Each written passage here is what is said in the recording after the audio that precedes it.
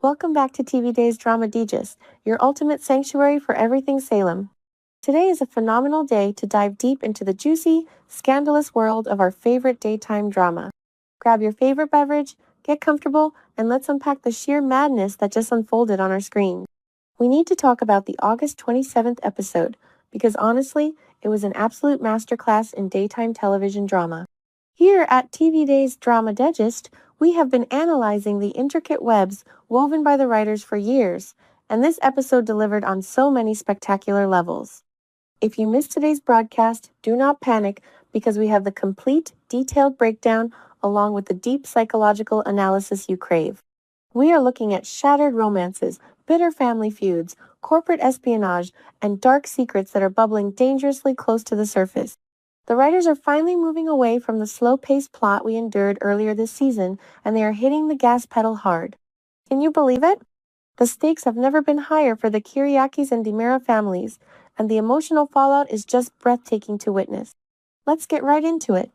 Let us kick things off with a situation that completely derailed what was supposed to be a beautiful, romantic day. I am talking, of course, about Alex and Stephanie. These two have been dancing around each other for what feels like an eternity, trying to solidify their connection amidst all the relentless chaos in Salem. Alex had meticulously planned a romantic getaway, a precious moment for them to just breathe, connect, and focus entirely on their blossoming relationship. But, as we all know in the soap opera world, happiness is fleeting, and dramatic interruptions are practically mandatory. Things absolutely did not go as expected. The intimate, romantic atmosphere was abruptly shattered when Bonnie called Alex with some highly concerning news. Bonnie informed him that she was absolutely certain little Kelsey had developed a painful ear infection. Now, I have to pause here and deeply analyze Alex's reaction, because it speaks volumes about his current character development. Historically, Alex has been written as a bit of a playboy, a man who might prioritize his own immediate desires over complicated family obligations. But not today. Alex immediately told Bonnie he would be right there. He did not hesitate for a single second. He apologized profusely to Stephanie, looking genuinely torn, and promised her that they would make up for this lost time and spend proper, quality time together very soon. Honestly, I am absolutely loving this emotional growth for Alex. It shows he is stepping up, taking true responsibility, and proving that he can be a reliable, grounded family man when it truly counts. However, while I deeply appreciate his newfound maturity, I cannot help but feel terrible for Stephanie. She has been so incredibly patient, navigating the complex, often frustrating dynamics of Alex's life, and just when she thinks she finally has him all to herself, duty calls. But here's the twist. The universe was not quite done playing cruel games with them just yet. Just as Alex was making his heartfelt apologies and sharing a tender, passionate kiss with Stephanie before rushing off to tend to Kelsey, who happens to walk in and witness this intimate moment, Theo, that's crazy. Theo arriving right at that exact second is no mere coincidence. It is a highly calculated move by the writers to inject some serious suspense into this storyline. What exactly is going through Theo's mind as he watches them lock lips? We all know Theo has a very long, highly complicated history in Salem, and his presence almost always stirs the pot in unexpected ways. Is this the beginning of a new, incredibly messy love triangle? Will Theo's lingering feelings or his natural protective instincts cause severe friction between Alex and Stephanie? The look on Theo's face was completely unreadable, but you just know the gears are furiously turning in his head. The introduction of successor characters into established romances always brings massive plot twists, and I am here for every single second of the impending drama. Now, let us dramatically shift gears to the absolute highlight of the episode, the explosive moment that had me literally screaming at my television screen. We urgently need to talk about the fierce confrontation between Holly and EJ DiMera. If you have been following TV Days Drama Digest for a while, you know I have very strong, passionate feelings about EJ. He is a villain we absolutely love to hate, a master manipulator who always, arrogantly, thinks he is the smartest person in the room. But today, Holly absolutely handed him his pride on a silver platter. Holly marched right up to EJ and confronted him with a fiery, unyielding intensity that gave me genuine chills. She furiously demanded answers about his ruthless, cold-blooded move to buy out the Titan loan. Holly did not hold back an ounce of her rage. She looked him dead in the eye and told him that because of his greedy, selfish actions, Maggie has lost her beloved home, and her entire family is on the terrifying verge of losing absolutely everything they hold dear. Can we just take a moment to give a standing ovation to Holly? Amazing! She is no longer just a background character or a naive, easily manipulated teenager. She is rapidly stepping into her immense power, brilliantly channeling the fiercely protective energy of the strong women who raised her. Seeing her stand up to a terrifying titan like EJ DiMera, completely refusing to be intimidated by his vast wealth or his dark power, is incredibly satisfying to watch.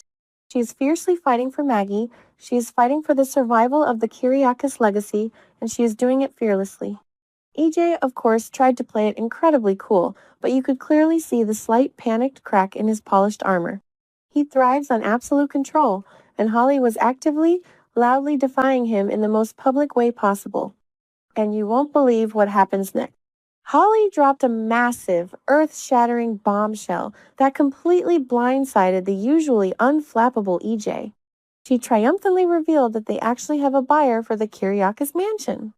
EJ was visibly stunned, his smug facade dropping instantly. He immediately, aggressively demanded to know who this mystery buyer was. But Holly, in a brilliant, calculated power move, told him she had absolutely no idea who it was, and even if she did know, she absolutely would not tell him under any circumstances. The suspense surrounding the secret buyer is literally killing me. Who on earth could it be? Is it a former Salem resident returning with a burning vengeance? Is it a ruthless rival corporate entity looking to crush DiMera? Or perhaps a secret Kyriakis heir emerging from the shadows to reclaim their rightful birthright? The fan theories are already running completely wild in our TV Days Drama Digest community, and I cannot wait to see how this epic plot twist unfolds. Following Holly's steadfast refusal to cooperate, EJ desperately attempted to use his classic, highly toxic emotional manipulation tactics. He visibly softened his voice, put on that sickeningly faux sympathetic face, and told Holly he knew she was deeply upset.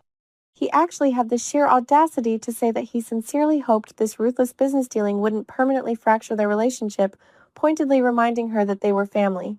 Honestly, the sheer, unadulterated narcissism of EJ DiMera is absolutely staggering.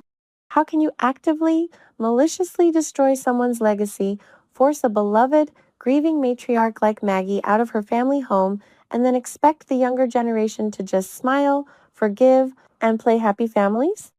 EJ is a classic successor character to the legendary Stefano, inheriting all of his father's terrifying ruthlessness, but perhaps severely lacking the subtle, hypnotic charm that made Stefano so uniquely dangerous. EJ greedily wants his cake, and he wants to eat it too. He demands total financial domination and unconditional familial love simultaneously. It is completely delusional.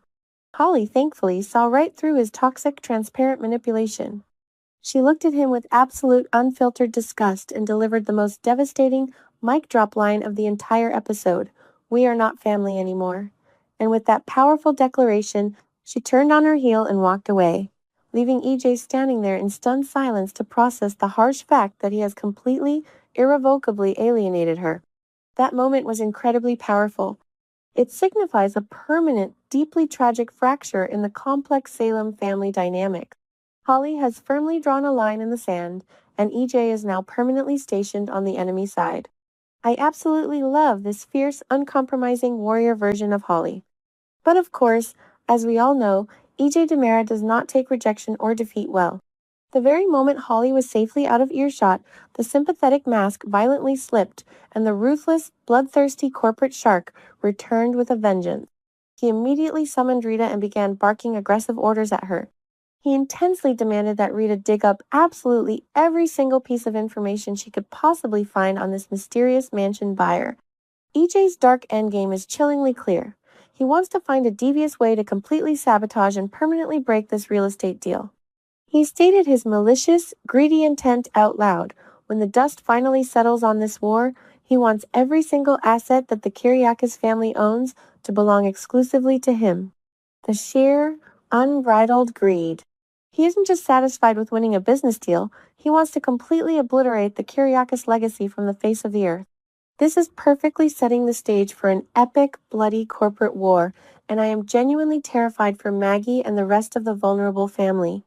Meanwhile, the suffocating toxicity of EJ's actions is starting to deeply infect his own bloodline. Later in the episode, Johnny approached EJ, and you could physically see the heavy, crushing burden of guilt weighing on Johnny's shoulders. Johnny bravely confessed to his formidable father that he is deeply, profoundly unhappy about being violently dragged into this dark, suffocating web of lies and secrets. He is specifically, painfully struggling with the massive, illegal cover-up surrounding Kristen and the highly volatile Cora Seal situation. Johnny has always possessed a much stronger moral compass than his ruthless father, and being forced to maintain these dangerous, life-altering secrets is quite literally eating him alive from the inside out. He desperately wants to be a good man, a truly good, honest husband to Chanel, but his cursed DiMera blood is inextricably tying him to these dark criminal acts. The agonizing internal conflict Johnny is currently facing is some of the absolute best, most compelling writing we have seen on the show lately. As Johnny was emotionally pouring his heart out and deeply questioning the twisted morality of their actions, he specifically brought up Holly's name in direct relation to the hidden secret. And here is where the soap opera gods smiled upon us with a classic, incredibly juicy trope. Who just happened to be walking by at that exact, fateful moment? Ari. Ari's ears immediately perked up when she clearly heard Johnny mentioning Holly's name intertwined with hidden secrets. Oh my goodness, the suspense is absolutely off the charts right now. Ari is a massive, unpredictable wild card in this scenario. What on earth is she going to do with this fractured, highly dangerous piece of information? Will she immediately run and confront Holly?